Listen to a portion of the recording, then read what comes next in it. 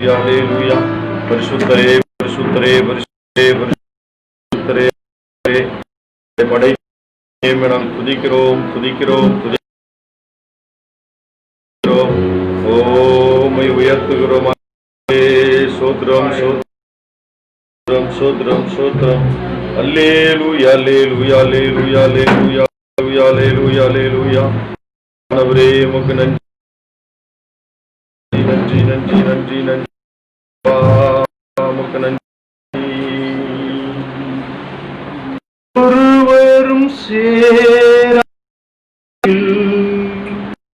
வாசம் செய்வ ஒருவரும் சேர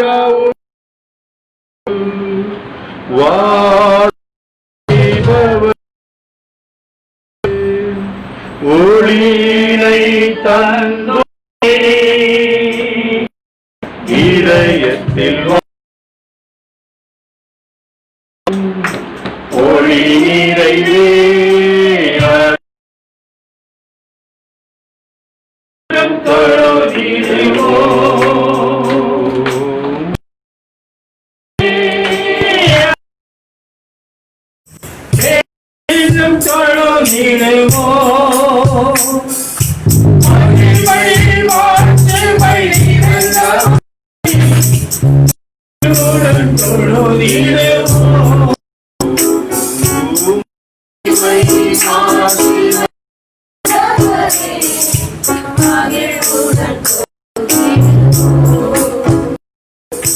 பரிசுத்த தேவா இயேசுவை பாடி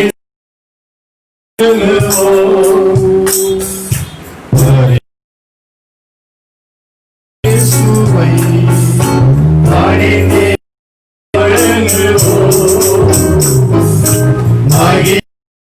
ஆட்சிமை நிறைந்தவரே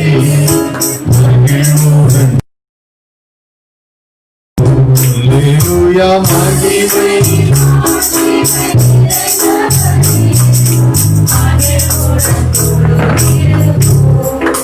உன்னத தேவனே ஞானம் நிறைந்தவரே உன்னத தேவனே ஞானம் நிறைந்தவரே உலகால் யாவுமே உலகால் யாவுமே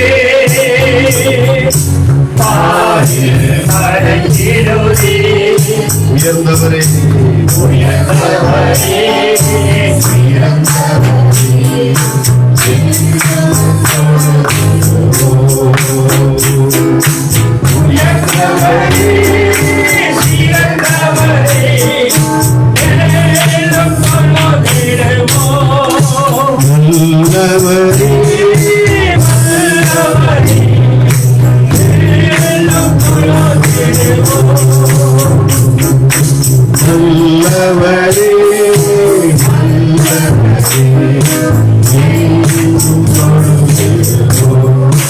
இயேசுவே ராஜாதி ராஜா என்றும் ஆண்டிடுவார். இயேசுவே ராஜாதி ராஜா என்றும் ஆண்டிடுவார். மகிமையை செலுத்தியே வந்திடுவார். முடிவு வரை நிலைத்திடவே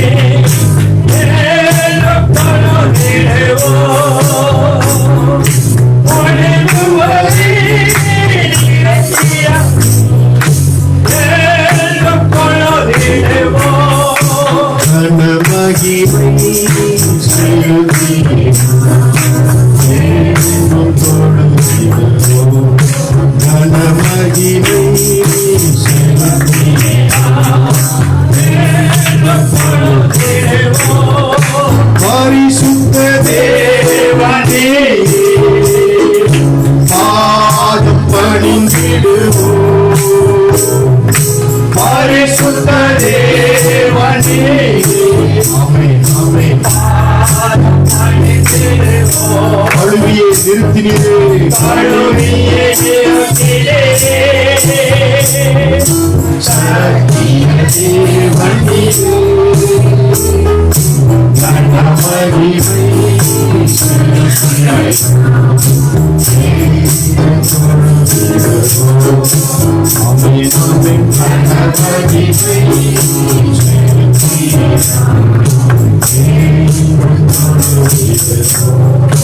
மகிமை மாட்சிமை நிறைந்தவரே ஹல்லேலூயா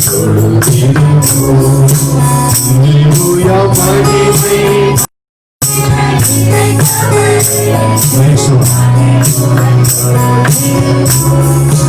பரிசுத்த தேவனாம் இயேசுவே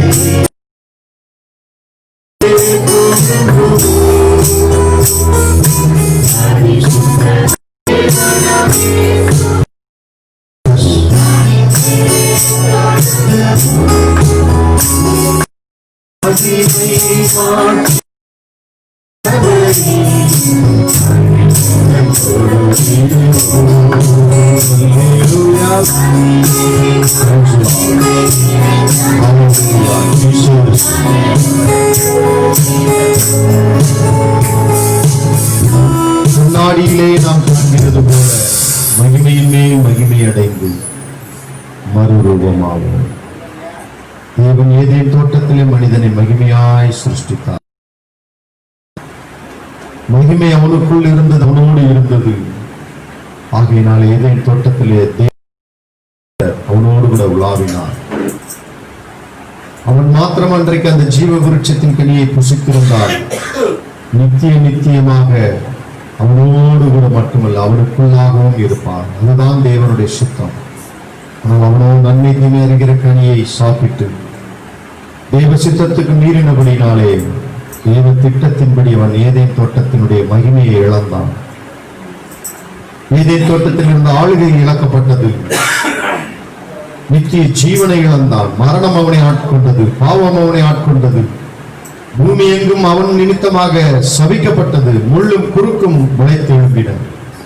ஒரு அருமையான தோட்டத்தை உண்டாக்கின கர்த்தர் ஒரு மனிதன் கீழ்ப்படியாமையினாலே இப்பொழுது அப்படிப்பட்ட பூமியிலே முள்ளும் குறுக்கும் தானாகவே விளைந்தன. இன்றைக்கும் அந்த சாபத்தின் வேர்களை நாம் பார்க்கிறோம். இயேசு கிறிஸ்து மறுபடியும் அதே மனுஷனாக பிறந்தார். முதலாம் ஆதாம் மண்ணிலிருந்து உண்டானவன், இரண்டாம் ஆதாம் விண்ணிலிருந்து வந்தவர் என்று வேதம் சொல்லுகிறது. இரண்டாம் ஆதாம் மனிதனாய் வந்தவருடைய நோக்கம் மனிதனால் வந்த பாவத்திற்கு, சாபத்திற்கு, தரித்திரத்திற்கு, ரோகத்திற்கு ஒரு முற்றுப்புள்ளி வைக்க அவர் மனிதனாய் வந்தார். ஒரு அவதாரம் அல்ல, மனிதனாய் வந்த தேவன், மாம்சத்தில் வெளிப்பட்ட தேவன் அவர், சத்திய தேவன் அவர். அவர் உயிரோடு எழுந்த தேவனுடைய குமாரன் என்றும் சுதன் என்றும் அழைக்கப்பட்டார். ரகசியம் பெரியது. இந்த ரகசியம் பெரியது. இந்த உலகத்திலே ஞானி என்று சொல்லிக் கொண்டிருக்கிறவர்கள் ஏற்றுக்கொள்ள மறுக்கிறார்கள். கர்த்தர் நமக்கோ அவைகளை வெளிப்படுத்தினார். தோன்றுகிற நம்மை அவர் தெரிந்து கொண்டார். பலவீனமாய் தோன்றுகிற நம்மை அவர் தெரிந்து கொண்டார். எதற்காக? இழந்து போன மகிமையை திரும்ப கொடுக்க, இழந்து போன ஆளுகையை திரும்ப கொடுக்க, இழந்து போன நித்திய ஜீவனை திரும்ப கொடுக்க. இயேசு சொன்னார், இந்த அப்பத்தை புசிக்கிறவன் ஒரு காலம் மரிப்பதில்லை. ஆண்டவரே, இந்த கால வேளையிலே எங்களை மகிமையினால் மாட்சிமையினால் நிரப்பும்படி வந்திருக்கிறீர். எங்களுக்கு முன்பதாகவே நீர் வந்திருக்கிறீர். நாங்கள் வருவதற்காக நீர் அவளோடு காத்துக் கொண்டிருக்கிறீர். விடியலை நோக்கி ஜாமக்காரன் காத்துக் கொண்டிருக்கிறது போல நீர் எங்களுக்காக காத்துக் கொண்டிருக்கிறீர். இந்த வேலையிலே போல பிரச்சனைகளுக்கு மத்தியிலே, உபத்திரவங்களுக்கு மத்தியிலே, வியாகுலத்துக்கு மத்தியிலே உண்மை காணும்படி வந்திருக்கிற ஜனங்களை கண்ணோக்கி பார்க்கிறார். உம்மோடு கூட பேசும்படி வந்திருக்கிற ஜனங்களோடு பேசுவீராக. நீ தொட வேண்டும் என்று வந்திருக்கிற ஜனங்களை தொடுவீராக. அவர்கள் உண்மை தொடட்டும். அன்றைக்கு ஏசியாவின் நாவை தொட்டது போல கர்த்தர் இங்க இருக்கிற ஒவ்வொருவரையும் வார்த்தையினால் தொடுவீராக. அந்த அக்கினியான்ற வார்த்தையினாலே அவருடைய எல்லா அழுக்குகளும், பாவங்களும், சாபங்களும் நீங்கி இன்னும் பரிசுத்தத்தின் மேல் பரிசுத்தம் அடைய, நீதியின் மேல் நீதி அடைய. கர்த்தாவே, இந்த ஆராதனை ஒப்பு கொடுக்கிறோம்.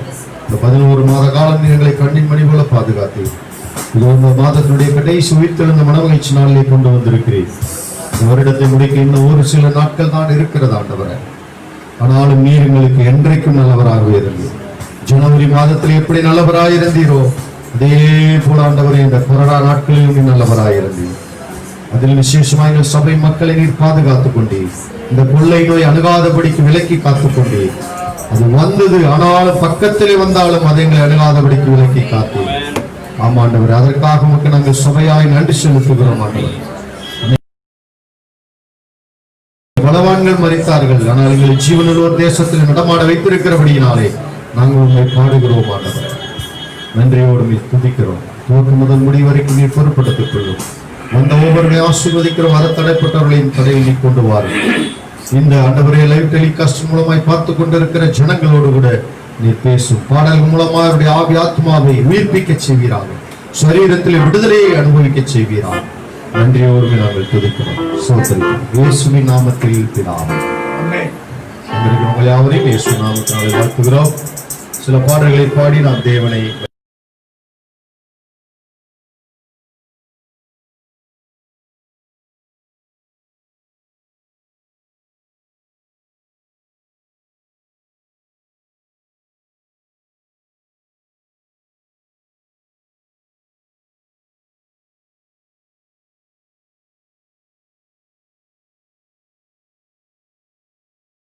யோசித்து பாருங்கள், கர்த்தர் பெரியவர், துதித்து பாடுங்கள், அவர் நல்லவர், அவர் வல்லவர், அவர் பெரியவர் என்ற படம்.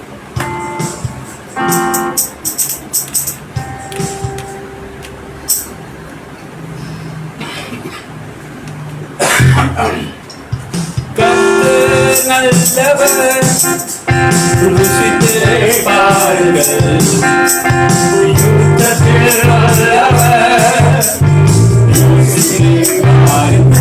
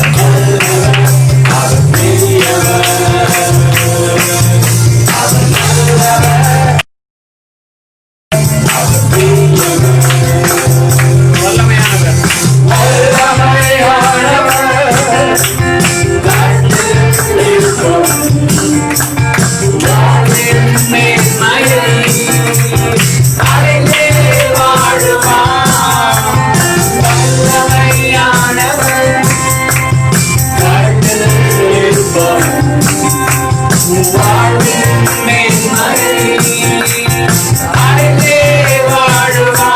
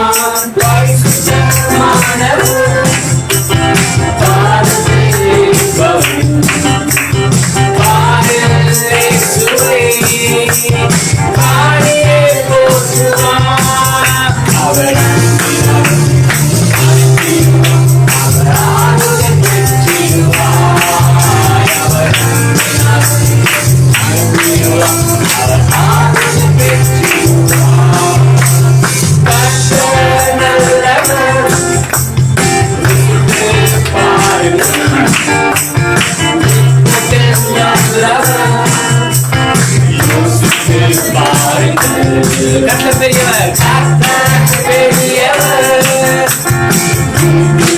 பாருங்கள், அவர் நல்லவர், அவர் நல்லவர், அவர் பெரியவர்.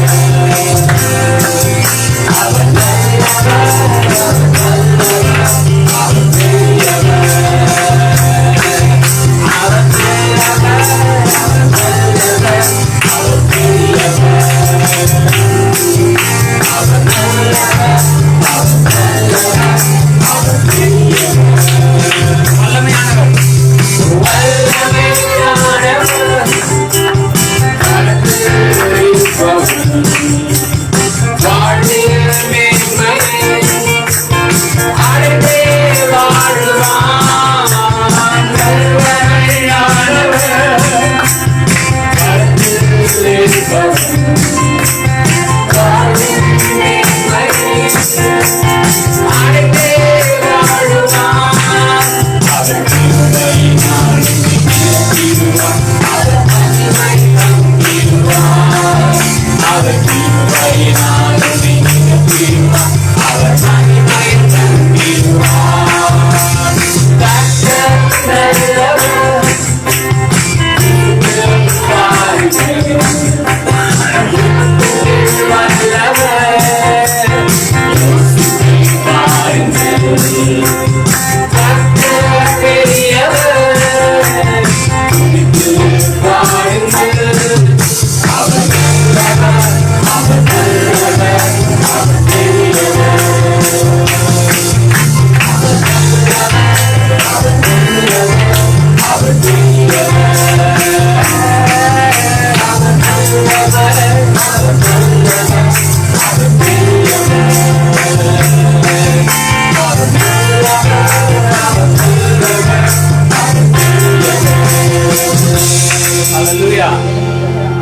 நல்லவர், ஜெயம் கொடுக்கும் தேவனுக்கு கோடி கோடி ஸ்தோத்திரம்.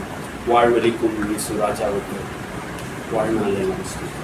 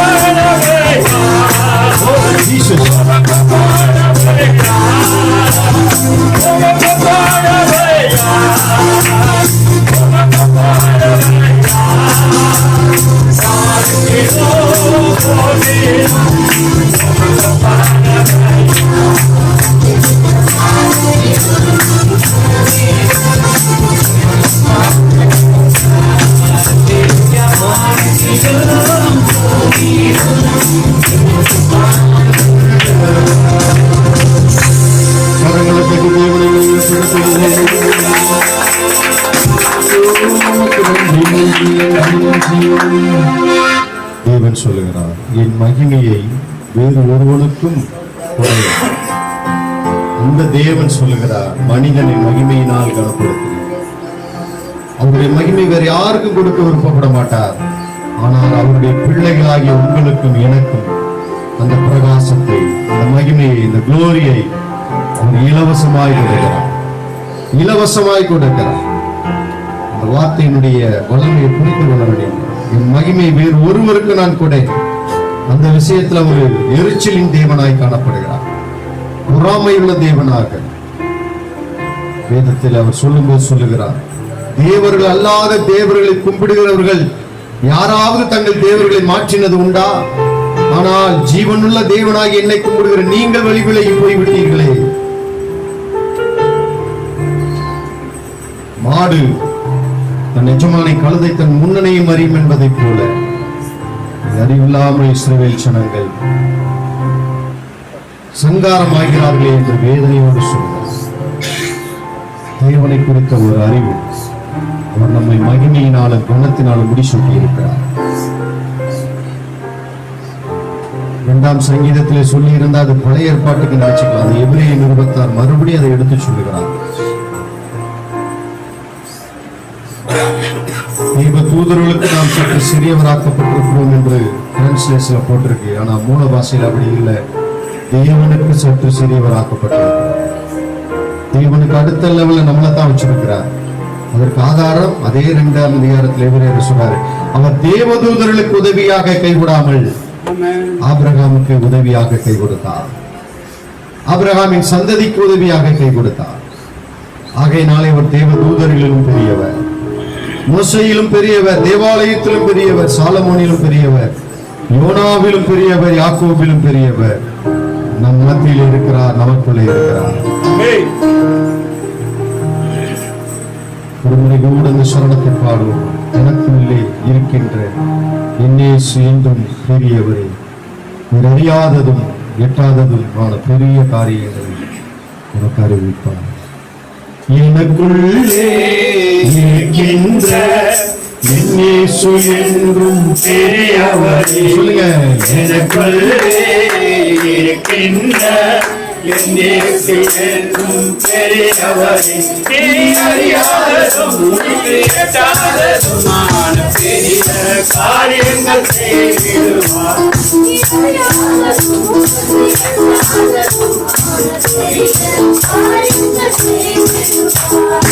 எனக்குள்ளே இருக்கின்ற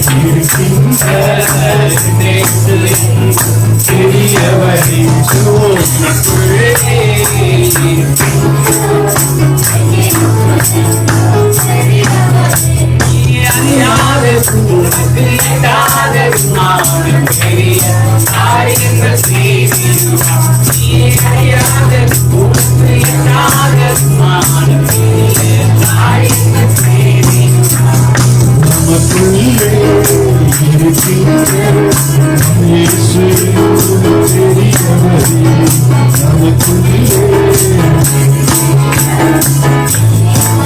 நம்பிக்கை இல்லா நிலையானதோ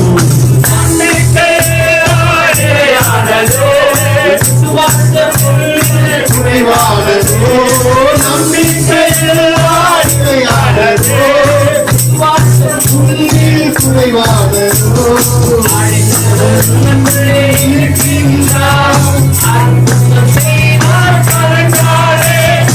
அற்புதம் செய்வார்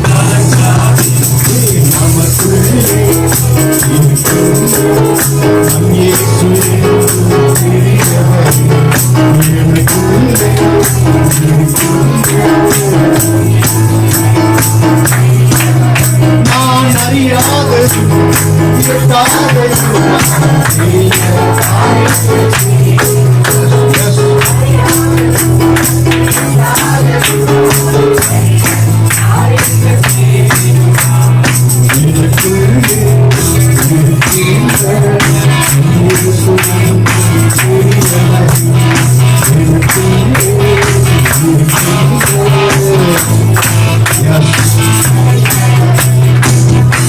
இஸ்ரவேலின் நடுவில் இருக்கிற கர்த்தர் பெரியவர்.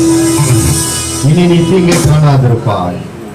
வாழ்க்கையில் இருக்கிற தீங்கை காணாதபடிக்கு கர்த்தர் சொன்னார், இனி நீ என்றும் எகிப்தியனை காணவே மாட்டார். விசுவாசத்தோடு ஆமென் சொல்லுவோமே. அவர் உன் நடுவில் இருக்கிறவர் பெரியவர். இனி நீ தீங்கை காணாதிருப்பாய். நன்றி ஆண்டவரே. கடந்த நாமத்தின் மகிமை இயேசுவின் நாமத்தில் பிதாவே. ஆமென். Please be seated. Worship Father.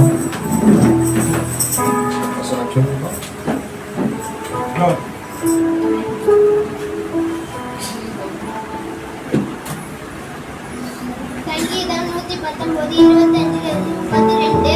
என் ஆத்துமா மண்ணோடு ஒட்டிக்கொண்டிருக்கிறது. உமது வசனத்தின்படி என்னை உயிர்ப்பியும்.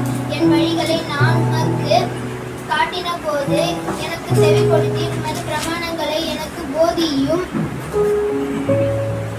உமது கட்டளைகளின் வழியை எனக்கு உணர்த்தி அருளும். அப்பொழுது உமது அதிசயங்களை தியானிப்பேன். சஞ்சலத்தால் என் ஆத்துமா உமது வசனத்தின்படி என்னை எடுத்து நிறுத்தும். பொய்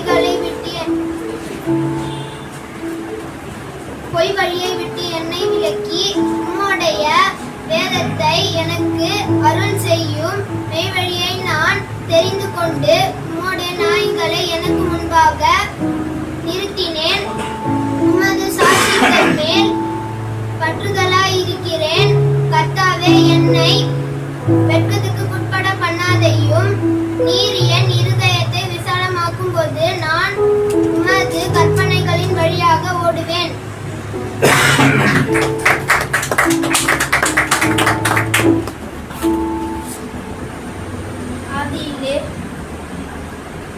ஆதியிலே வார்த்தை இருந்தது. அந்த வார்த்தை தேவனிடத்தில் இருந்தது.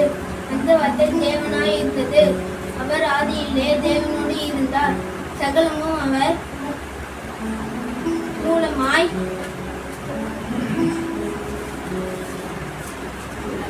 உண்டாயிற்று. உண்டானதென்றும் அவராலே எல்லாமல் உண்டாக்கவில்லை.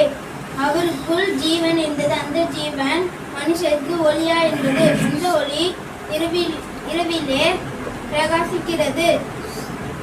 இருளானது அதை பற்றி கொள்ளவில்லை. யோவான் 1:1-5.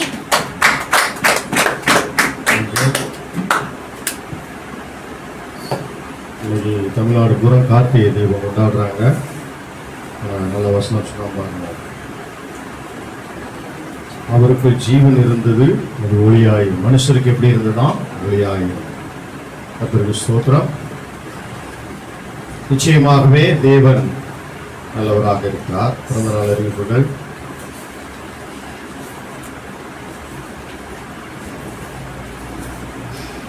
இரண்டாம் தேதி வின்சென்ட் வெள்ளரசி ஞானசாமி எடுத்த நாள்.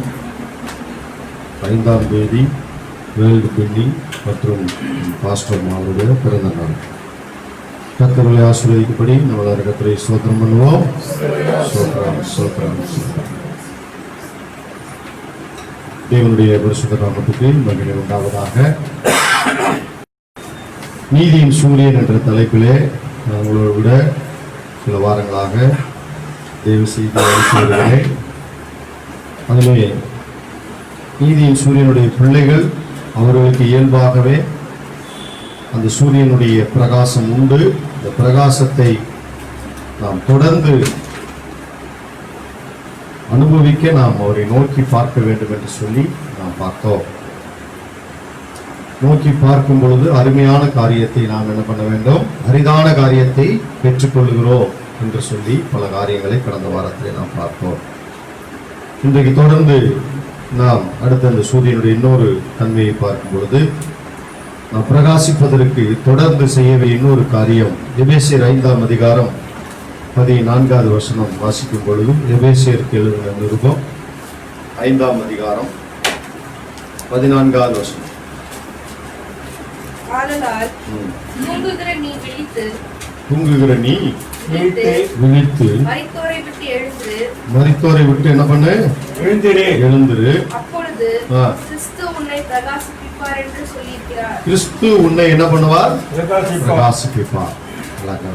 எபேசு சபை ஏற்கனவே பிரகாசம் உள்ள சபை. எபேசு பட்டணம் தான் அந்த நாட்டில் ஒரு பெரிய பட்டணம். அங்கே தியானால் என்ற கோயிலை வைத்து பெரிய வழிபாடு நடந்து கொண்டிருந்தது. அப்படிப்பட்ட பட்டணத்திலே பவுல் மூலமாக ஆண்டவர் அநேக அற்புதங்களை செய்து சபையை உருவாக்கினார். இப்ப கொஞ்சம் கொஞ்சமா வழி விலகி அவங்க மறுபடியும் உலக வழிபாடுகளுக்குள்ளே திரும்ப ஆரம்பித்த பொழுதுதான் இந்த நிருபத்தை, இந்த கடிதத்தை பவுல் எழுதுகிறார்.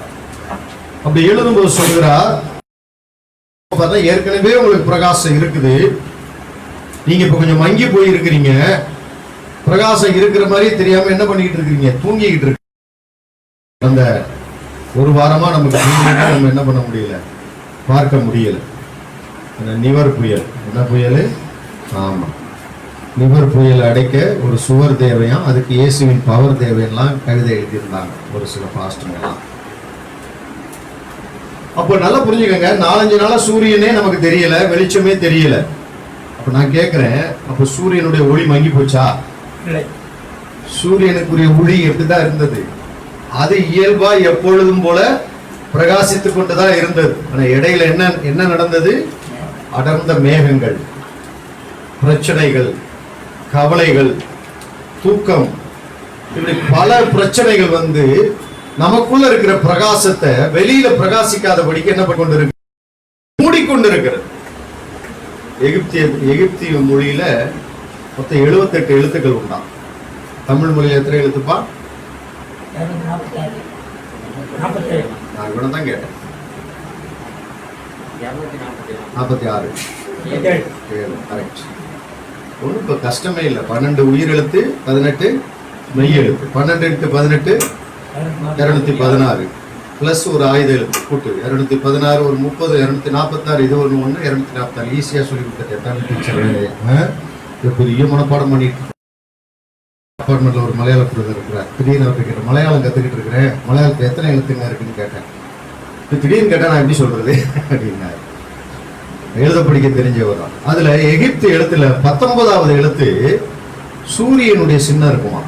ஒவ்வொரு மொழிக்கும் ஒரு எழுத்து இருக்கு பாருங்க. நம்ம தமிழுடைய எழுத்துக்களுக்கெல்லாம் சில லெட்டர் வடிவம் இருக்கு பாருங்க. அதுல 19வது எழுத்து சூரியன் போட்டிருப்பாங்க. அதுக்கு அவங்க கொடுக்கிற விளக்கம், சூரியனுக்கு அஸ்தமனம் இல்லை.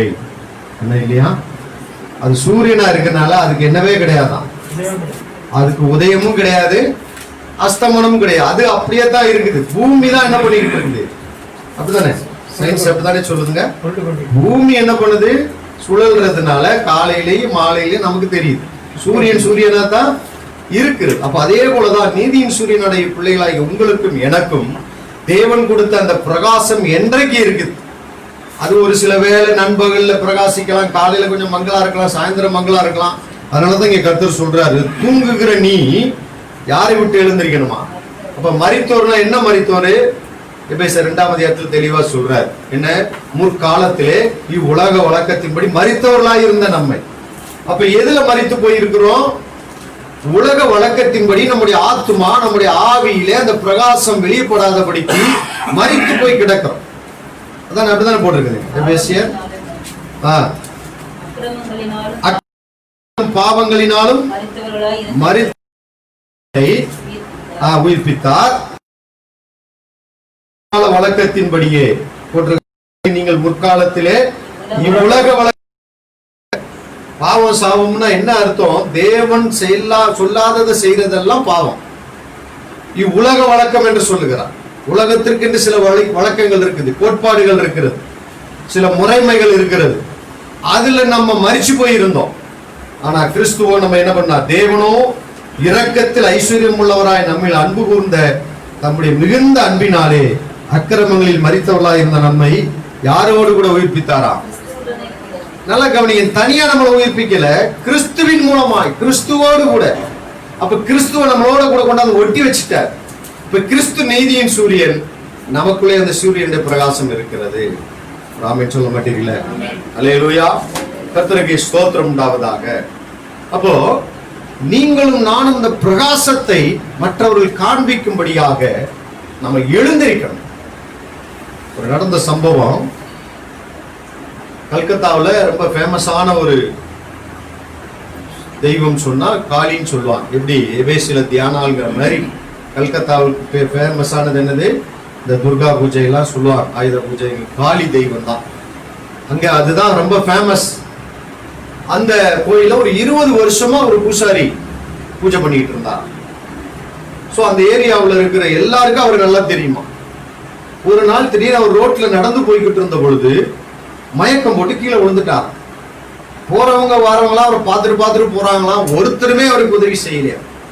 அப்போ ஒரு அம்மா ஒருத்தங்க வந்து பக்கத்துல போய் ஒரு கடையில தண்ணியை வாங்கிட்டு வந்து அவர் முகத்துல தெளிச்சு அவரை தூக்கி யாரு என்னன்னு விசாரிச்ச பொழுது, பின்பு அவர் ஆசிரமத்தில் கொண்டே விடும் பொழுது அந்த ஐயா பின்னாடி சொல்றாரு, 20 வருஷமா நான் ஒரு அம்மாவை காளி நினைச்சு கும்பிட்டுக்கிட்டு இருந்தேன், ஆனா எனக்கு நீதாமா காளின்னாரா. அந்த அம்மா யாரு தெரியுமா? அவங்கதான் அன்னை தெரேசா. அன்னை தெரேசா. அப்ப நல்லா புரிஞ்சுக்கோங்க, நிறைய பேர் சொல்லுவாங்க அவங்க ரட்சிக்கப்படாதவங்க, நிறைய நம்ம பெந்தகோஸ்தக்காரங்க அவங்க ரட்சிக்கப்படாதவங்க, அவங்க எல்லாம் வந்து மோட்சத்துக்கு போக மாட்டாங்க, பரலோகத்துக்கு போக மாட்டாங்க. நான் சொல்றேன், இந்திய கவர்மெண்டே காந்திஜிக்கு அப்புறம் அவங்களுக்கு தான் அந்த மிலிட்டரி வண்டியை கொடுத்துச்சான். நீ ரட்சிக்கப்படாதுங்கிறது அடுத்த பிரச்சனை. உன் பிரகாசம் காளியோட பூசாரியே இப்ப யார காளின்னு சொல்ல வச்சிருச்சு? அன்னை தெரசாவை வந்து, ஏனென்றால் அவங்க தேவனுடைய அந்த பிரகாசத்தை எப்படி காமிக்கிறாங்க பாருங்க. அப்ப அதுதான் தேவனோடு கிறிஸ்துவோடு கூட எழுப்பி விட்டார். கிறிஸ்து பாருங்க, இன்னைக்கு நான் ஒரு பட்டிமன்றம் கேட்டுக்கிட்டு இருந்தேன். பர்வீன் சுல்தானான்னு ஒரு பேராசிரியர், நீங்க ஒரு சிலர் தெரியும், முஸ்லீம். அவங்க சொல்றாங்க, நம்ம மனிதனுக்குள்ள ஒரு ஃப்ளூயிட் ஓடுது, அந்த ஃப்ளூயிட் தான் மனுஷனுடைய ஆரோக்கியத்தை மெயின்டைன் பண்ணுது. அந்த ஃப்ளூயிடு காஞ்சி போச்சுன்னு சொன்னா கோபத்தினால காயும், கவலையினால காஞ்சி போயிடும், வருத்தத்தினால காஞ்சி போயிடும். அதனாலதான் கடவுள் அது காஞ்சி போகாம இருக்கு மண்டை ஓடு கொடுத்துருக்கிறாரு. மண்டை ஓடு மேலையும் காஞ்சிச்சுன்னா அதுக்கும் கூட முடிய கொடுத்துருக்கிறாரு. அதனாலதான் சில பேர் பாருங்க, ஆம்பளைங்க கோவம் தான், டே மண்டை சூடாகுதுரா, மண்டை காயுதுராம்பாங்க. இப்போ ஃப்ளூயிடு குறைஞ்சிச்சுன்னு சொன்னா அதுக்கு காரணம் மனுஷனுடைய கோபங்கள், தாபங்கள், எரிச்சல்கள். மனுஷனை குறிச்சு போட்டிருக்கு, ஜீசஸை குறிச்சு கொடுத்து அவரை பற்றி சொல்றது, ஒரு மூடு இல்லாத ஒரு மனிதன் யாருன்னா இயேசுவான். புரியுதா உங்களுக்கு? அப்படின்னா என்ன? ஒரு மூடு இல்லாத மனுஷன்னா என்ன அர்த்தமா? அவருக்கு கோபமும் ஒண்ணு, கவலையும் ஒண்ணுதான். அதனால அவருடைய அந்த ஃப்ளூயிட் எப்பவுமே பிரகாசமா இருந்துச்சான். முஸ்லீம் அம்மா சொல்றாங்க, பாத்திரம் யாரெல்லாமோ பைபிள் படிச்சு நமக்கு இயேசுவை பத்தி சொல்லி கொடுத்துக்கிட்டு இருக்கிறாங்க.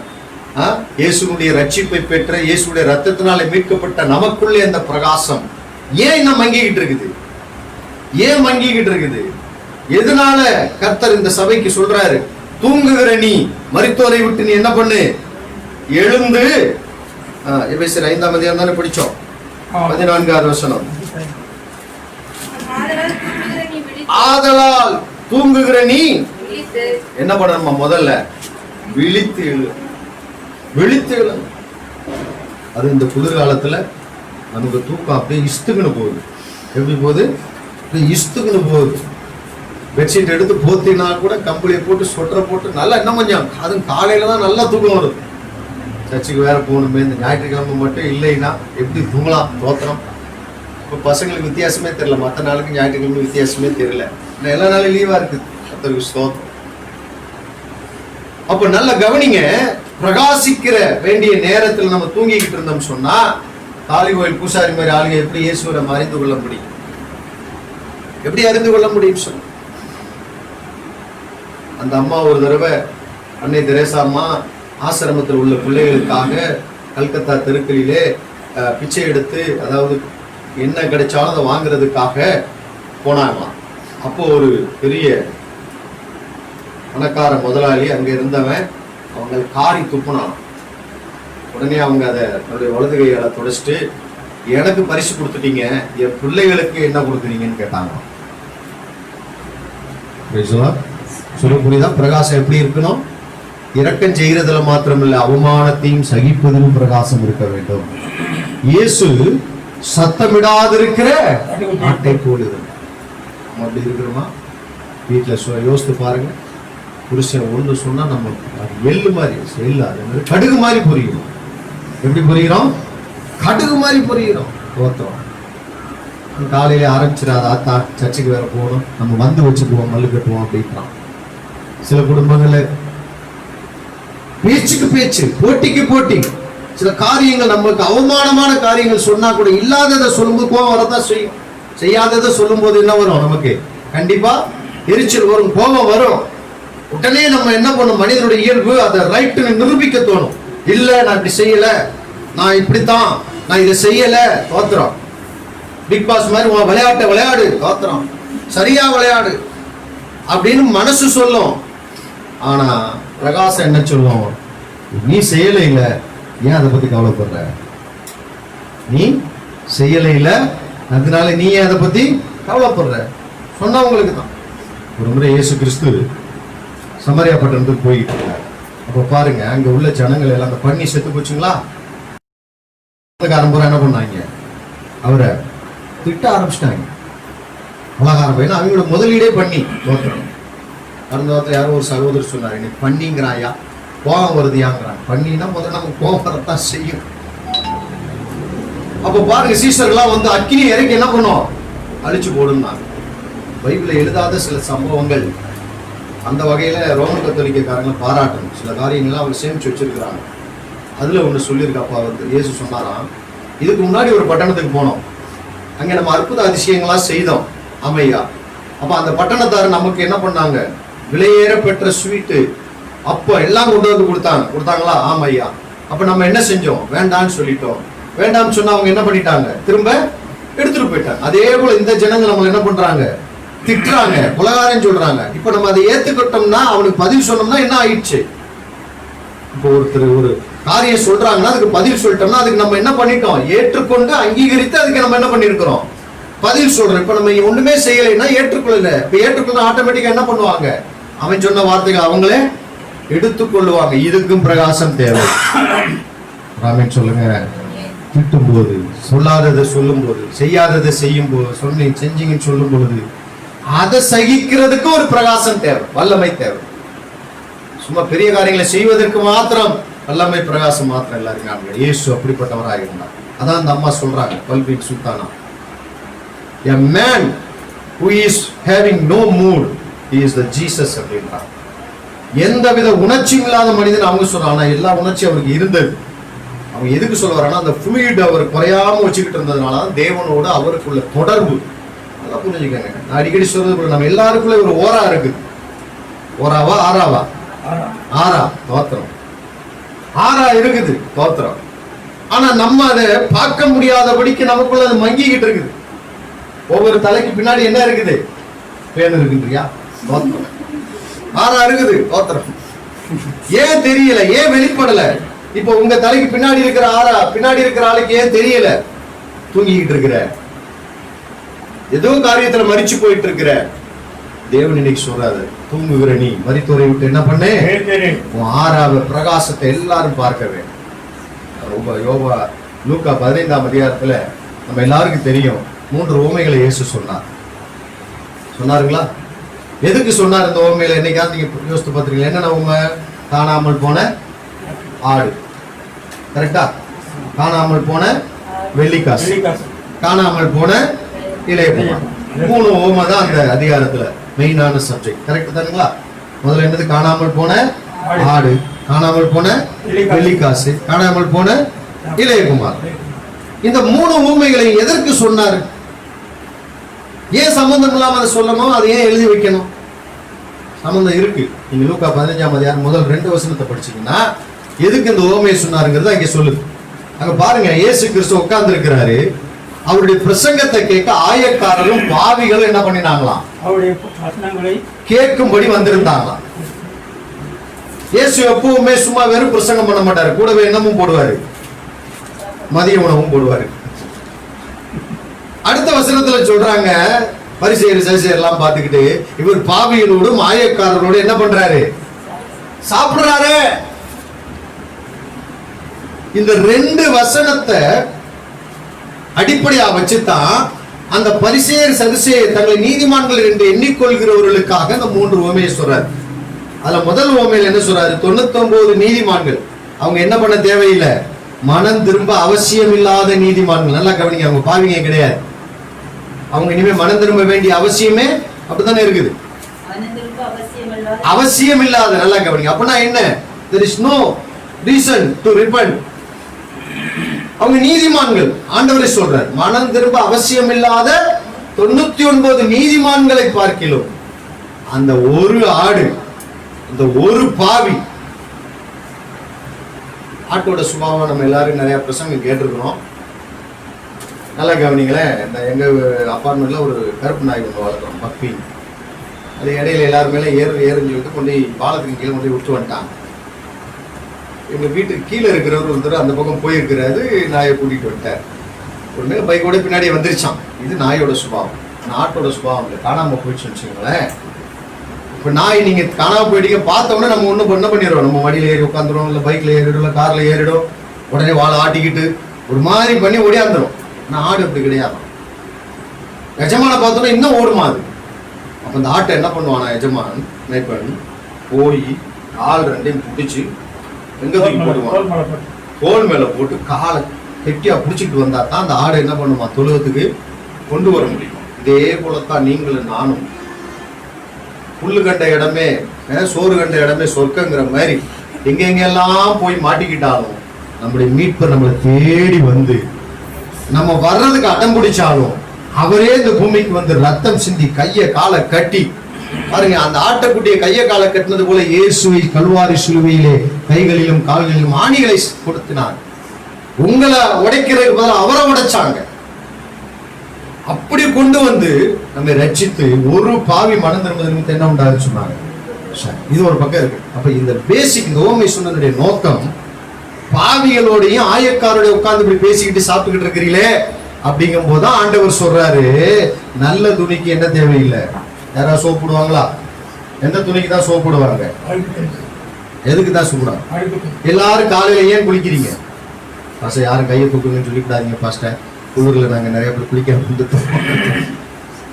காலையில குளிக்க சொல்றாங்களா, சாயந்தரமா குளிக்க சொல்றாங்களா? ஏன் காலையில குளிக்க சொல்றாங்க? சுடுதண்ணி போடும், சுறுசுறுப்பா இருக்கு. இல்ல குளிக்கிறது எதுக்கு? உடம்பு சுத்தமா. அப்ப எப்ப அழுக்காகும்?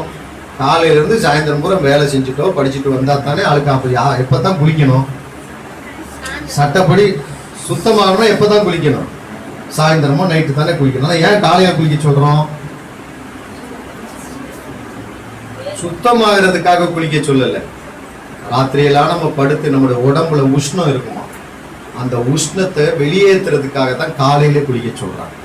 காலையிலன்னா தெரியுமா எத்தனை மணி? காலையில ஒரு 10 மணி 11 மணி. 11 மணி கூட ஹீட்டர் போட்டு குளிக்கிறாங்க. தோத்திரம் நல்லது.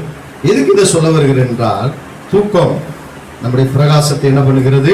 அப்ப இந்த இளையகுமாரனை குறிச்சு அதே உவமையில் அதுக்காக தான் வந்தேன் நான். லூக்கா 15ஆம் அதிகாரத்துக்கு எதுக்கு வந்தேன்னா, அந்த 15ஆம் அதிகாரத்துல அங்க ஒரு 3வது உவமையில ஒரு இளையகுமாரனை குறிச்சு சொல்ற. அவன் பாருங்க, பெரிய ஆஸ்திக்கு சொந்தக்காரன், தகப்பனுக்கு ரொம்ப பிரியமான ஒரு பையன். ஆனா தகப்பனிடத்துல இருந்து ஆஸ்தியை பங்கிட்டு சண்டை போட்டு பிரிச்சு வாங்கிட்டு போய் கடைசியில இப்ப எங்க அவனை எங்கதான் போய் மேய்க்கிறான்? பன்றி மேய்க்கிறவன்ட்ட போயிட்டான். ஏன் பன்றியை குறிச்சு இங்க எழுதப்பட்டிருக்குன்னா, யூதர்களுக்கு பன்றின்னு சொன்னாலே தீட்டுப்பட்ட ஒரு பொருள். அசுத்தமான ஒரு பொருள். இன்னைக்குமே கிராமங்கள் எல்லாம் பாத்தீங்கன்னா, இப்ப எங்க ஊர்ல எல்லாம் பன்றி மேய்க்கிறவர் இருக்கிறார். ஊருக்கு ஒதுக்கு போறோமா, ஆத்து பாலத்துக்கு கீழே அவருக்கு ஒதுக்கி கொடுத்துருவாங்க. அங்கதான் இருக்கணும் அது. ஏன்னா அது ஒரு அசுத்தமான ஒரு ஜீவியம். பைபிள்ல அதுதான் சொல்லப்பட்டிருக்கு. அப்படிப்பட்ட ஒரு இடத்துல இருந்து அந்த நாத்தத்தோடு வர்றான் அந்த மனுஷன். தேவன் எப்படிப்பட்டவர் பாருங்க. அவர் பிரகாசிக்கிற சூரியன். அவன் பன்றிகிட்ட இருந்திருக்கலாம், அவன் ஆஸ்திகளை வேசி இடத்துல அழித்து போட்டிருக்கலாம். ஆனா அவன் யாருடைய பிள்ளை? அவன் யாருடைய பிள்ளை? தகப்பனுடைய பிள்ளை. தகப்பனுடைய பேர் போடல, அந்த பிள்ளையினுடைய பேரும் போடல. அவனுக்கு தெரியும், என் பிள்ளையினுடைய உடம்புல ஓடுறது ஏன் ரத்தம், என்னுடைய பிரகாசம் அவனுக்குள்ள இருக்குது. ஆனா அந்த பிரகாசத்தை மறைக்கிற மாதிரி அவனுக்குள்ள சில காரியங்கள் இருந்துச்சு. என்ன இருந்துச்சு தெரியுமா? முதல்ல பாருங்க, அவனுக்குள்ள சுய சித்தம் இருந்தது. என்ன கேட்கிறான்? என் பங்கை எனக்கு பிரிச்சு தாரு. சுய சித்தம். இன்றைக்கு நம்முடைய பிரகாசம் மற்றவங்களுக்கு தெரியாமல் இருப்பதற்கு காரணம் சுய சித்தம், சுய விருப்பம். நான் நல்லா இருந்தா போதும், நான் அப்படி இருந்தா போதும், நான் மட்டும் சாப்பிட்டா போதும். வீட்டுல 4 பிள்ளைகள் இருக்கலாம், பாத்திரம் பங்கு பிரிச்சு வச்சிருந்தோம்னா முதல் பங்கு உங்க காலி பண்ணிடுவாங்க, அடுத்த பங்குல கொஞ்சம் எடுப்பாங்க பாத்திரம். அப்படி எப்படியே கொஞ்சம் கொஞ்சமா எடுத்து இந்த ஏதோ பங்கிட்ட கதை சொல்லுவாங்களே, அப்பத்தை பூனையா குரங்கா, குரங்கு பங்கிட்ட கதையா, வெயிட் குறையுது, இது கூடுது, கொஞ்சம் கொஞ்சமா தின்னு தின்னு தின்னு தின்னு கடைசி எல்லாத்துக்கும் தின்ன கதை மாதிரி ஆயிடும். வந்து பார்த்தா எங்கட அக்காவுக்கு எங்க தம்பிக்கு எங்கன்னு கேட்டா, நான் என் பங்கு மட்டும் தான் சாப்பிட்டேன், அதுல கொஞ்சோண்டு எடுத்தேன்பா, ஒண்ணு இருக்காது. சுய சித்தம், சுய விருப்பம், என் பங்கை எனக்கு தர வேண்டும். யாக்கோபு 1:14-16 அதான் தெளிவா சொல்லுது பாருங்க. அவனவன் தன் தன் சுய இச்சையினாலே இழுப்புண்டு. அப்ப சுய இச்சை வரும் பொழுதே தகப்பனுடைய பிரகாசத்தை முதல்ல மங்குறதுக்கு ஃபர்ஸ்ட் ஸ்டேஜ் அதுதான். அப்படிதானே போட்டிருக்கு. யாக்கோபு 1:14 படிங்க. அவனவன் தன் தன் சுய இச்சையினாலே இழுக்கப்பட்டு சிக்குண்டு. நல்லா கவனி, இழுக்கப்பட்டு சிக்குண்டு. சிக்குண்டுறதுன்னா தெரியுமா? இந்த பசங்க பட்டை விடுவாங்க தெரியுங்களா? பட்டை விட்டுட்டு இந்த நூலை என்ன பண்ணுவாங்க, டீல் பண்ணும்போது என்ன பண்ணுவாங்க, கீழே விட்டுருவாங்க. அப்புறம் அதை சுத்துறதுக்கு அவங்க படுற பாடு இருக்கு பாருங்க, அதுதான் சிக்குண்டு. நம்மளதான் சிக்கிக்கிறோம். இதுக்குன்னு ஒருத்தன் போய் பிளான் போட்டு வர்றது கிடையாது, நம்மளே போய் சிக்கிக்கிறோம். ஏன்? சுய இஷ்டத்தினாலே இழுப்புண்டு சிக்குண்டு சோதிக்கப்படுவான். இச்சை என்னத்தை பண்ணுதுமா? கற்பம் தரிக்குமா. நல்ல இப்ப கூட கர்த்தர் டைம் கொடுக்கிறார். இந்த இச்சையிலிருந்து விடுவிக்கிறதுக்கு 10 மாசம் கற்பம் தரிக்கணும், 10 மாசம் ஆகுதுங்கிறாங்க. நம்ம சிறிது பெருமறையாலே புறப்பிரசத்துல வந்துடுறாங்க, சீக்கிரமா உலகத்தை பார்க்க வந்துடுறாங்க. பவுல் கூட சொல்றாரு, அகால பிறவின்ற அவரும் புறப்பிரசவமா பவுலோ. வேதம் அப்படித்தான் சொல்லுது. சில பேர் 8 மாசத்துலயே பிறந்துடுறாங்க, சில பேர் 10 மாசம் தாண்டியும் ஏஞ்சல் மாதிரியாலே கொஞ்சம் தள்ளி தான் போய் பிறந்தாங்க. பொதுவாக சொல்லுவாங்க, லேட் ஆச்சுன்னா பொம்பளை பிள்ளை, சீக்கிரம் வந்தா ஆம்பளை பிள்ளைமா தோத்திரம். அப்போ எதுக்கு சொல்ல வந்தேன்? கற்பம் தரிக்கிறது. கற்பம் தரித்து பாவத்தை பிறப்பிக்கும். பாவம் வர்றது பாருங்க, உடனே வர்றது இல்லையாங்க. நம்முடைய ஆத்துமாவிலே அது கடந்து அப்படியே புகை போட்டு அதை பத்தி யோசித்து சிந்தித்து கடைசியில ஒரு நாள் வெளியே வருமா? பூரணமாகும் போது மரணத்தை பிறப்பிக்கும். மரணம் என்று சொன்னா செத்து போறது இல்ல, வியாதி, கஷ்டம், வறுமை, பொருளாதார குறைவுகள், குடும்ப சண்டைகள், சச்சரவுகள், ஒரே நாள் செத்து போறதை பத்தி சொல்லல. பாவத்தின் சம்பளம் மரணம், இயேசு கிறிஸ்துவின் கிருபை வரமோ நித்திய ஜீவன். அப்ப செத்து போறதுன்னா உடனே வந்து செத்து போயிட்டா பிரச்சனை இல்லையே. குடும்பத்தில் ஒவ்வொரு நாளும் செத்து கொண்டிருக்கிறாங்க. காரணம் சுய சித்தம். 1 கொரிந்தியர் 1:21 படிங்க. 1 கொரிந்தியர் 1:21.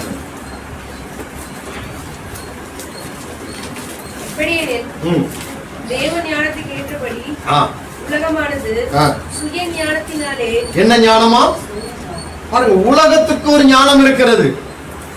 யாக்கோபு கூட சொல்றாரு, அது பேய்த்தனத்துக்கு அடுத்த ஞானம், பரலோகத்திலிருந்து வருகிற ஞானம் அல்லம. ஆனா பேர் எப்படி பரத்திலிருந்து வர ஞானத்து போல இருக்குதுன்னு சொல்றாரு பாருங்களேன். தீமோத்தேயும் அதே தான் சொல்றாரு பாருங்க. யாக்கோபுடைய நிருபம் 2-3 அதிகாரம். இப்படிப்பட்ட ஞானம் பரத்திலிருந்து இறங்கி வருகிற ஞானம் மேல சொல்லிட்டாரு. மேல நிறைய காரியம் சொல்லிட்டு சொல்றாரு. இப்படிப்பட்ட ஞானம். அப்ப சுய ஞானம் எங்களுக்கு தெரியாதா? எங்களுக்கு எல்லாம் தெரியும். பைபிள் உங்களுக்கு மட்டும் தான் தெரியுமா?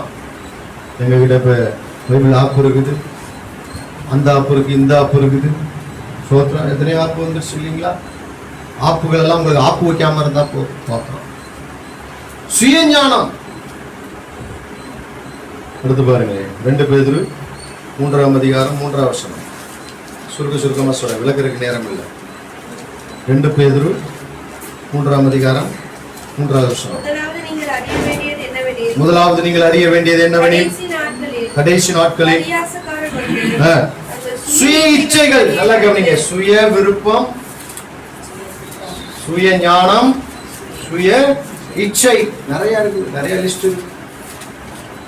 ஒண்ணுக்கு ஒண்ணு சுய இச்சையின்படியே நடந்து பாத்தீங்களா? சும்மா இயேசு வர்றாரு 2000 வருஷமா சொல்லிட்டு இருக்கிறீங்களாடா? எங்கடா இயேசு வர்றாரு? சுய சித்தத்தின்படி செல்வான். அப்ப நல்லா புரிஞ்சுக்கங்க, நம்முடைய பிரகாசம் மங்கி போனதுக்கு ஃபர்ஸ்ட் காரணம் இந்த இளையகுமாரனுடைய ஃபர்ஸ்ட் ஸ்டெப்பு, அவன் சுய சித்தத்தை, சுய விருப்பத்தை சார்ந்தவன். யார் என்னை கேட்கக்கூடாது, யார் என்னை கண்ட்ரோல் பண்ணக்கூடாது, நான் என் இஷ்டம் போல வாழ்வேன். நல்லா கவனி, இந்த உலகத்தில் உள்ளவங்களை எல்லாம் நம்ம ஒதுக்கிடலாம், ஆனா உங்களை உண்டாக்கின சிருஷ்டித்த கர்த்தர் மீறி நீங்க ஒண்ணுமே என்ன பண்ண முடியாது, செய்ய முடியாது. விட்டு கொடுப்பாரு, போற வரைக்கும் விட்டு கொடுப்பாரு. அதனாலதான் சுந்தரம் பஸ் அடிக்கடி சொல்லுவாங்க, வலை போடும் பொழுதே நீ வந்து என்ன பண்ணிக்கோ, மாட்டிக்கோ, தப்பிச்சிருவ. தூண்டில் போட்டா உள்ள போய் என்ன பண்ணிடும், முள்ளு. தூண்டில் போட்டு மீன் பிடிச்சிருக்கியா? பிடிச்சது இல்லையா? போத்துறோம், இப்போ வந்துருச்சு, தண்ணி வந்துருச்சு, போகலாம் விடு. நம்ம சர்ச்சு கட்ட போகிற இடத்துக்கு பக்கத்தில் சூப்பர் ஏரியா போயிடுச்சு, தண்ணி பயங்கரமாக கிடக்குது. தூண்டில் போட்டால் மாட்டிக்கும், செதிலெல்லாம் பிஞ்சுக்கிட்டு வந்துடும். கர்த்தர் அன்புள்ள தேவன், அவர் நமக்கு சந்தர்ப்பம் கொடுக்கும் பொழுதே சுய சித்தத்தை விட்டு திரும்பணும். இரண்டாவது, அவனுடைய பிரகாசம் மங்கி போனது காரணம் என்ன தெரியுமா செஞ்சான்? தகப்பனை விட்டு முதல்ல வெளியே போனான், தேவ சமூகத்தை விட்டு போனான். அப்ப சுய சித்த வந்த உடனே அடுத்து அவன் செய்கிற இரண்டாவது காரியம் என்ன தெரியுங்களா? தேவ சமூகத்தை விரும்ப மாட்டான், தேவனுடைய பிரசன்ஸை விரும்ப மாட்டான், பைபிள் படிக்கிற விரும்ப மாட்டான், ஜெபம் பண்றதை விரும்ப மாட்டான், பரிசுத்தவான்கள் ஐக்கியம், ஜெப கூட்டம் எதுவுமே விரும்ப மாட்டான். ஏன் காரணம்? அவனுக்கு சுய ஞானம், சுய இச்சை, சுய விருப்பம் வந்துருது. இப்படிப்பட்ட ஞானம் பரத்திலிருந்து வருவதல்ல. ஆக தேவ சமூகத்தை இரண்டாவது அவன் பண்ற ஃபர்ஸ்ட் ஸ்டெப், தேவ சமூகத்தையே விட்டுருவான். கடவுளுடைய வார்த்தையே கேட்க மாட்டான். கடவுளுடைய வார்த்தையை கேட்கிற நேரத்துல கண்ட பாட்டுகளை கேட்டுக்கிட்டு இருப்பான். அந்த பாட்டு, இந்த பாட்டு. சிலருடைய காலர் டிவியை வச்சு அடிச்சு போன் அடிச்சு பார்த்தா, விசுவாசிங்க விட்டு போனுங்க பார்த்தா, ஐயோ. ஒரு சிலர் உலக பாட்டை வச்சா கூட அம்மாவை பத்தி பாட்டு வச்சிருக்கிறாங்க. அவங்களுக்கு அம்மா மேல ஆசை, ஆண்டவரை விட அம்மாவை மேல ஆசை, தோத்திரம். அப்பா மேல ஆசை. அம்மா அப்பா எத்தனை வருஷம் நம்ம கூட இருக்க முடியும்? எனக்கு 18 வயசுல எங்க அப்பா செத்து போயிட்டார். நான் கொடுத்து வைக்கவே இல்லை, நான் சம்பாதிச்சு ஒரு 10 ரூபாய் கூட சாப்பிடல. இது அம்மா தான் இப்போ 93 வயசு தாண்டி கிடக்குது, தோத்திரம் கிடக்குது. அப்ப நல்லா புரிந்து கொள்ளுங்கள், தேவன் ஒருவர் தான் மரண வரையும் நம்ம நடத்த வல்லவர், அல்லது வருகை வரையும் நம்ம நடத்த வல்லவர். அப்ப தகப்பனை விட்டு ஓடிட்டான். லூக்கா 10 அதிகாரம் 30-31 சுருக்கமா சொல்றேன், ரொம்ப நேரம் இல்லை. லூக்கா 10:30-31.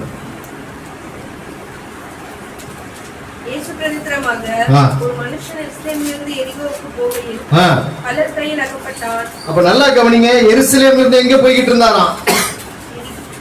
எரிகோ போயிருந்தார். எருசலேம் என்பது தேவனுடைய வீடு. எரிகோ என்பது ஏரோது ராஜா அவங்க எல்லாம் போய் குழுமையா வாழ வேண்டிய ஒரு கெஸ்ட் ஹவுஸ் மாதிரி. எரிகோங்கிறது ஒரு பெரிய ஹில்ஸ். அங்க வந்து ஏரோதுக்கு ஒரு அரண்மனை இருந்தது. சம்மர் சீசன்ல அங்கதான் போய் என்ன பண்ணுவாராம் அவரு, அப்படி இந்த கோடை வாசஸ்தலம் மாதிரி. அப்ப தேவ சமூகத்தை விட்டு அவன் எரிக்கோவுக்கு போகும்போது வழியில யார் வந்துட்டா? கள்ளர், திருடர்கள் வந்து விட்டார்கள். அதைத்தான் யோவான் 10 அதிகாரத்தில் சொல்றார், எனக்கு முன்னாடி வந்தவர்கள் எல்லாரும் கள்ளரும் திருடர்களும் கொள்ளைக்காரர்களுமா இருக்கிறார்கள், திருடன் திருடவும் கொல்லவும் அழிக்கவும் வருகிறான் என்று வேறொன்றுக்கு வரான், நானோ ஜீவன் உண்டாகவும். பாத்தீங்களா, நீ எங்க போனாலும் உனக்கு ஜீவனை கொடுக்க தொடர்ந்து வந்து கொண்டிருக்கிற ஒரு அன்புள்ள தேவன் உண்டு. அவர்தான் ஆண்டவராய் இயேசு கிறிஸ்து. வழிகள் போனா என்ன நடந்துச்சு பாருங்க. ஆபத்து வந்துச்சு, அடிச்சு போட்டு போயிட்டாங்க, இருந்ததெல்லாம் பறிச்சுட்டு போயிட்டாங்க. வேதம் தெரிஞ்ச ஆசாரியன் வந்தான், உதவி செய்யல. வேதம் தெரிந்த உடன் ஊழியன் லேவியன் வந்தான், உதவி செய்யல. கடைசியில் அந்த அன்னை தெரசா மாதிரி ஒரு ஆள் வந்தான், சமாரியன். யாரை தீட்டு நினைச்சாங்களோ, யாரை கலிசடி நினைச்சாங்களோ, யாரு கண்ணுல முழிச்சா பாவம் நினைச்சாங்களோ, அவன் தான் வந்து அவங்களுக்கு என்ன பண்ணான், உதவி செய்தான். அப்பவும் ஆண்டவர் உங்களை விடமாட்டாரு, ஏதோ ஒரு விதத்துல உங்களுக்கு உதவி செய்து அந்த இழுப்புண்ட இடத்துல இருந்து உங்களை மீட்டுக் கொள்வார். தேவ சமூகத்துக்கு மறுபடியும் என்ன பண்றாரு, கூட்டிக் கொண்டு வரத்தக்க அளவுக்கு கர்த்தர் உங்களை நடத்துவார். நேரம் இல்லை. அடுத்து இவன் பண்ண காரியம் என்ன தெரியுங்களா, சுய சிஸ்டத்தை செஞ்சான், தகப்பனை விட்டு போனா. ரெண்டு நடந்துச்சுனாலே ஆட்டோமேட்டிக்கா நம்முடைய ஜீவியம் மாறிடும். சுய சித்தம் தேவ சமூகத்தை விட்டு விலகிட்டோம்னாலே நம்முடைய வாழ்க்கையில நம்முடைய நடக்கிற காரியங்கள் எப்படி தெரியுமா, நமக்கு நல்லதா தோன்றும், நமக்கு பிரியமானதா தோன்றும், நம்ம செய்யறது கரெக்ட்னு தோணும். ஆனா நம்முடைய வாழ்க்கை துன்மார்க்க ஜீவியமாய் போனோம். வேதம் அப்படிதானுங்க சொல்லுது. அவன் என்ன பண்ணிட்டான், தன்னுடைய ஆஸ்திகளை எல்லாம் அழித்து போட்டான். பாருங்க, ஒரு மனுஷனுக்கு ஆஸ்தியை கொடுத்தா அதை பெருக்கணும். ஆஸ்தியை கொடுத்தா என்ன பண்ணணும், பெருக்கணும். ஏன்னா நம்முடைய தேவன் பெருக்கத்தின் தேவன். ஈசாக்கு விதை விதைத்தான் 100 மடங்கு ஆசீர்வதித்தான். இவன் ஆஸ்தியை வாங்கிட்டு போய் அழித்து போட்டான்னா அப்ப என்ன பண்ணி இருக்கணும், வேதத்துல தெளிவா விளக்கமா எழுதப்படல. அவன் ஏதோ ஒரு காரியத்தை செஞ்சு என்ன பண்ணி இருக்கிறான், தன்னுடைய பொருளாதார காரியங்களை எல்லாம் என்ன பண்ணிட்டான், இழந்துட்டான். அப்ப ஜீவியம் மாறி போய் விட்டது, துன்மார்க்க ஜீவியத்துக்கு போயிட்டான். அதனால 1ஆம் சங்கீதத்துல நம்ம எல்லாருக்கும் சொல்றோம், எல்லாரும் வாசிக்க தெரிஞ்ச வசனம் என்ன, 1ஆவது வசனம் என்ன சொல்லுது, துன்மார்க்கருடைய ஆலோசனையில் நடவாமல். அப்ப தகப்பன் வீட்டை விட்டு தேவ சமூகத்தை விட்டுட்டு ஏதோ ஒரு ஊருக்கு போயிருக்கிறான். அப்ப அந்த ஊருக்கு போயிருக்கிறானா யாரோ ஒருத்தர் அந்த ஊர்ல இருக்கிறவனுக்கு உனக்கு என்ன இருந்திருக்குது, ஒரு தொடர்பு இருந்திருக்குது. அல்லது இங்க உள்ள நண்பனே ஒருத்தர் வாடா அங்கெல்லாம் போனா ஜாலியா இருக்கலாம், சந்தோஷமா இருக்கலாம், எந்த கண்ட்ரோலும் கிடையாது அப்படின்னு எவனோ ஆலோசனை சொல்லி இருக்கிறான். அதனாலதான் 1ஆம் சங்கீதத்துல தெளிவா எழுதி, நம்ம தமிழ் பைபிள்ல தெளிவா எழுதப்பட்டிருக்குது, துன்மார்க்கருடைய ஆலோசனை என்ன பண்ணக்கூடாது, நடக்கக்கூடாது. அப்ப சுய சித்தமும் தேவ சமூகத்தை விட்டு அந்த ஜீவியம் என்ன பண்ணிடுங்க, துன்மார்க்கமாய் மாறிவிடும், துன்மார்க்க ஜீவியமாய் போயிடும். நீதிமொழி 4:19 படிங்க.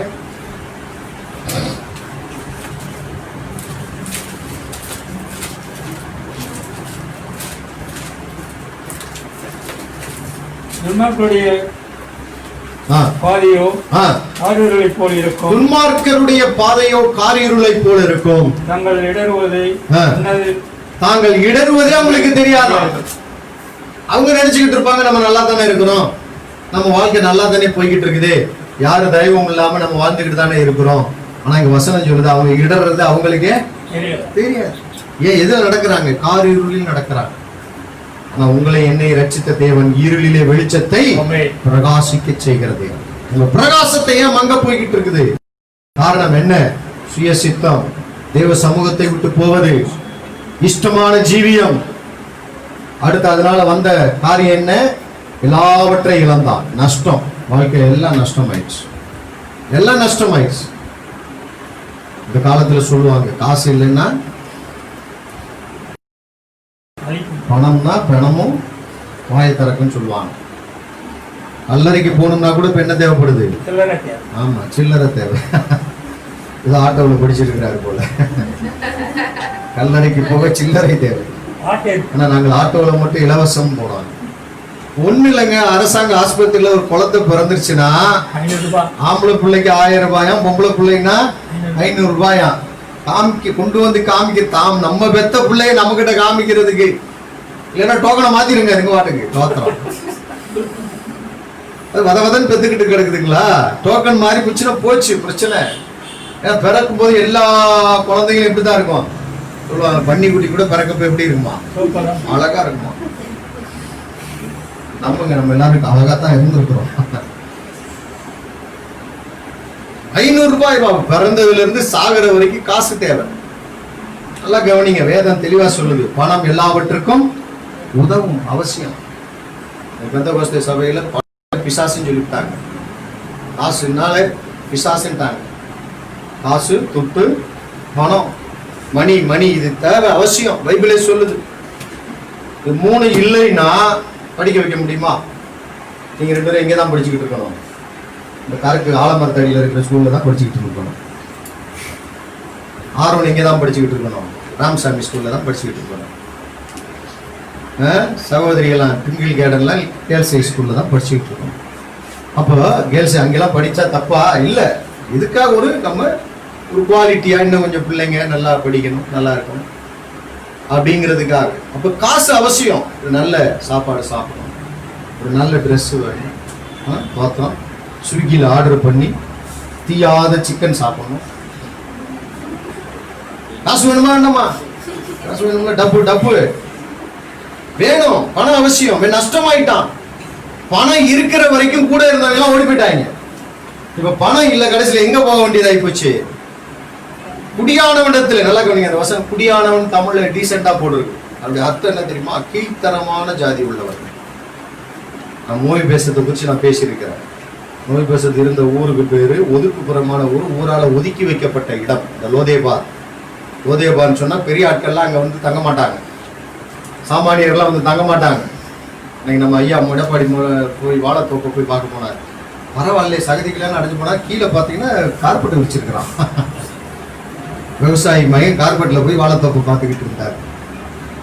ஸ்தோத்திரம். நல்லா புரிந்து. பணம் அவசியம். எல்லாரும் சொல்லுங்க, பணம் அவசியம். பணத்தை கர்த்தர் தான் உண்டாக்கினார். ஆமென் சொல்லுங்க. அல்லேலூயா. எல்லா தீமைக்கும் வேறாய் இருக்கிற. நஷ்டம் அடையக்கூடாது. பணம் நஷ்டமே அடையக்கூடாது. நம்ம வாழ்க்கையில நம்ம என்ன சம்பாதிக்கிறோமோ அதை தேவன் ஆசீர்வதிக்கும்படி முதல்ல அதை எடுத்து வச்சிடணும். கர்த்தருக்கு அந்த காலத்துல பிடி அரிசி எடுத்து வைப்பாங்க. ஒவ்வொன்றையும் பிடி எடுத்து வைப்பாங்களா கிராமத்துல எல்லாம். கோழி முட்டை போட்டா முதல் முட்டை கோயிலுக்கு தோத்திரம். மாங்காய் வந்தா கோயிலுக்கு, தேங்காய் வந்தா கோயிலுக்கு, ஆடு குட்டி போட்டா எல்லாம் தோத்திரம். எல்லாத்தையும் எடுத்து வச்சாங்க ஜனங்க. ஆசீர்வாதமாய் வாழ்ந்தார்கள். நம்ம எப்படி இருக்கிறோம்? ஏன் நம்முடைய வாழ்க்கையில நஷ்டம்? ஏன் நம்முடைய வாழ்க்கையில பெருக்கம் இல்லை? காரணம் சுயசித்தம், தேவ சமூகத்தை விட்டு ஓடுவது, துன்மார்க்கமான ஜீவியம். அது வரும் பொழுது ஆட்டோமேட்டிக்கா நம்ம கிட்ட என்ன ஆஸ்தி இருந்தாலும் எல்லாம் நஷ்டமாயிடும். ஆஸ்தி என்ன பண்ணிட்டான்? இழந்துட்டாங்க. நீதிமொழிகள் 6ஆம் அதிகாரம் 26ஆம் வசனம் படிங்க. ஒரு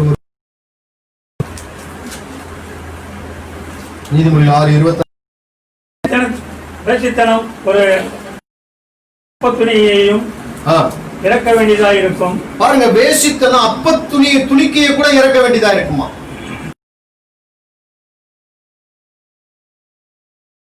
அப்ப அப்பம் கிடைக்கல, அவனுக்கு சாப்பாடு கிடைக்கல, காசு இல்லாம சாப்பாடு கிடைக்கல. 32வது வசனம்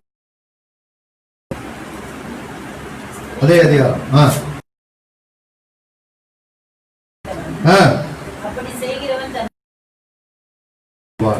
எல்லாம் நஷ்டமாயிடுச்சு. போய் சேர்ந்தான், குடியானவனிடம் போய் சேர்ந்தான். விடுதலையா தகப்பன் வீட்டுல. இப்ப பண்ணி மேய்க்கிறவர்கிட்ட போய் என்னவாயிட்டான்?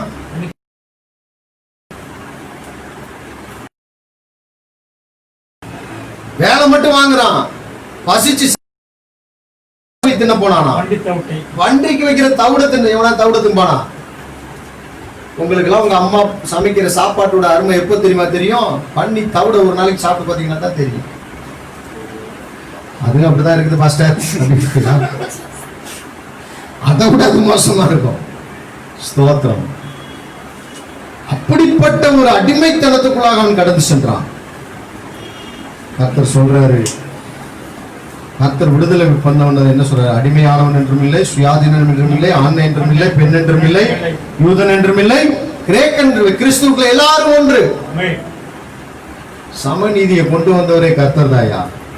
அதை வச்சுதான் கலைஞர் சமத்துவபுரம்னே ஒரு ஊரை கொண்டு வந்தாராம். அது எல்லா ஜாதிக்கும் அங்கேயும் ஆன ஜாதியை வச்சுதான். அவரு இவரு சமநீதியை, சமூக நீதியை முதலிலே உருவாக்கினவர் இயேசு கிறிஸ்து. அடிமை ஆயிட்டான். கடைசியில் பன்றி மேய்ச்சான். என்ன பண்ணாங்க?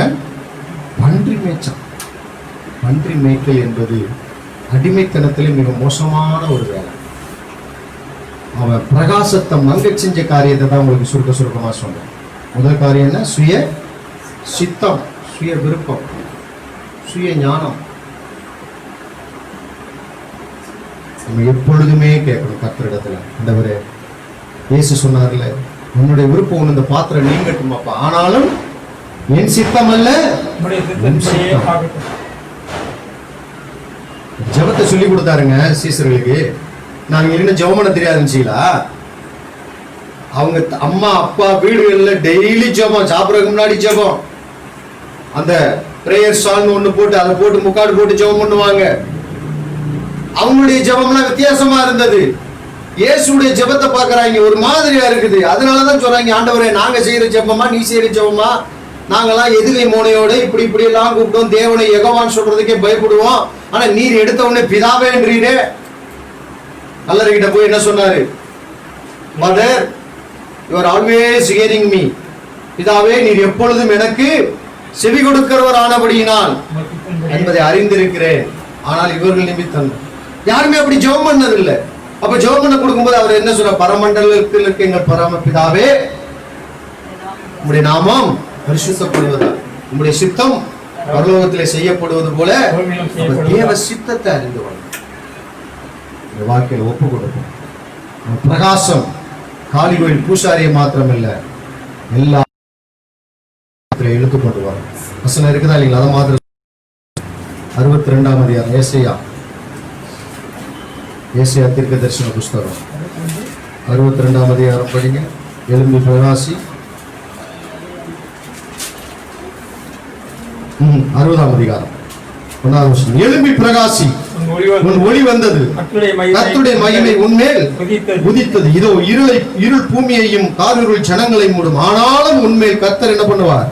உதிப்பார். அவருடைய மகிமை உன்மேல் காணப்படும். நல்லா கவனிங்க, அடுத்த வசனம் தான் முக்கியம். உன் வெளிச்சண்டத்துக்கு காளி கோயில் பூசாரிகளும் உதிக்கிற உன் ஒளியிடத்துக்கு ராஜாக்களும் எப்படி வருவாங்களாம்? எப்படி வருவாங்க?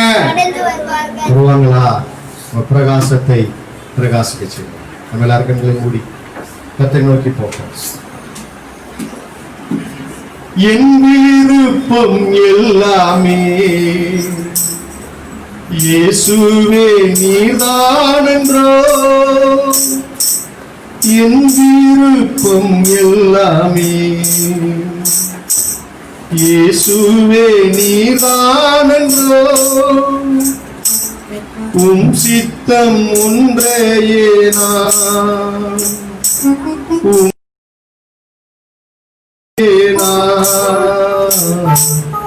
இன்றே செய்ய வேண்டும்,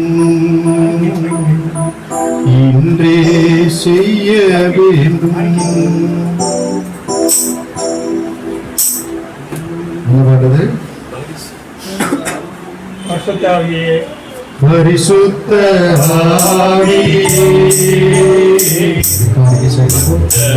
துணையாளரே, பரிசுத்த பக்தர்கள் துணையாளரே, கூட இருப்பவரே, குறைகள் தீர்ப்பவரே, கூட இருப்பவரே, குறைகள் தீர்ப்பவரே, ஏற்றிடும் தெய்வமே, நீதான் தருபவரே, ஏற்றிடும் தெய்வமே, நீதான் தருபவரே, ஊற்று தண்ணீரே, ஊற்று தண்ணீரே,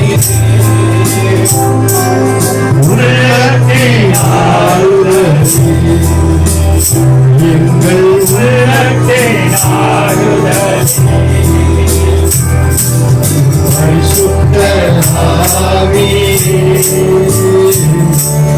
மற்றவர்கள் துணையாளர் கூட இருப்பவரே, குறைகள் தீர்ப்பவர் கூட இருப்பவரே, குறைகள் தீர்ப்பவர்.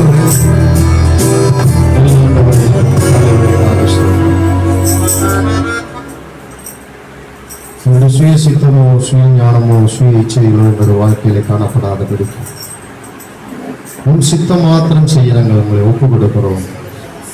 இந்த பிரகாசம் இன்னும் பிரகாசிக்கத்தக்கதாக தூங்குகிற நாங்கள் மனிதரை விட்டு எழுந்திருக்கும்படி இன்றைக்கு பேசியிருக்கிறோம். தேவ சமூகத்தை விட்டு போனோம், தகப்பனுடைய அன்பை விட்டு போனோம், துன்மார்க்கமாய் ஜீவியம் செய்யலாம். எல்லாம் நஷ்டமாயிடுச்சு. வாழ்க்கையில் அவன் தொட்டதெல்லாம் நஷ்டமாயிடுச்சு. வேதம் சொல்லுகிறது அவன் செய்வதெல்லாம் வாய்க்கும் என்று சொல்லியிருக்கு. நீதிமான் விரும்பினபடி அவனுக்கு கொடுக்கப்படும் என்று சொல்லப்பட்டது. ஆனால் இவனோ செஞ்சதெல்லாம் நஷ்டமாயிடுச்சு. எல்லாம் இழந்து போய்விட்டான். குடியானவனிடத்தில் அடிமைத்தனமான ஆவி அவனை பிடித்துக் கொண்டது. அப்பா பிதாவை என்று கூப்பிடத்தக்க புத்திர சுவிகாரத்தின் ஆவியை இழந்து போய் அடிமைத்தனத்தின் ஆவிகளை சென்று விட்டான். பன்றிகளை மேய்க்க அவனுடைய ஆசை பன்றி தவிட்டின் மேல் இருந்தது. ஆண்டவரே, ஜனங்களுடைய பிரகாசத்தை மங்கியேறிய செய்கிற இந்த காரியங்களை எங்களுக்கு நினைப்பூட்டினதற்காக ஸ்தோத்திரம். எல்லாவற்றையும் இருந்து விடுவிக்க உங்களுடைய ரத்தம் இன்றைக்கும் வல்லமை உள்ளது கர்த்தாவே, வல்லமை உள்ளது. இந்த வல்லமையினாலே, இந்த மகிமையினாலே, இந்த பிரகாசத்தினாலே ஒவ்வொருவரும் மேலும் நீ பிரகாசித்து ஆண்டவரே உங்களுடைய முகத்தின் பிரகாசத்தினாலே உங்களை பிரகாசிக்க சொல்லி அந்த ஒவ்வொருவரையும் ஆசீர்வதிக்கிறோம். இதை கேட்டுக்கொண்டிருந்த பார்த்துக் கொண்டிருக்கிற ஒவ்வொருவர் மேலும் உடைய பிரகாசம் என்றென்றும் நிலைத்திருப்பதாக அந்த ஒவ்வொருவரையும் ஆசீர்வதியும் காத்துக் கொள்வதை புதிய கனமையை செலுத்துகிறோம். நேசம் ரட்சகரும் மீட்பருமாகிய இயேசுவின் நாமத்தில் வேண்டுகிறோம் நல்ல பிதாவே. உடைய கர்த்தராகிய இயேசு கிறிஸ்துவின் கிருபையும் பிதாவாகிய தேவனுடைய அன்பும் பரிசுத்த ஆவியானவருடைய அன்பின் சமாதானம் பாதுகாவல் நம் அனைவரோடும் நீங்கள் இருக்கிற எல்லா பரிசுத்தவான்களோடும் கூட இன்றும் என்றும் சதா காலங்களிலும் கர்த்தருடைய வரையை மட்டும் தங்கியிருக்கிறார்கள்.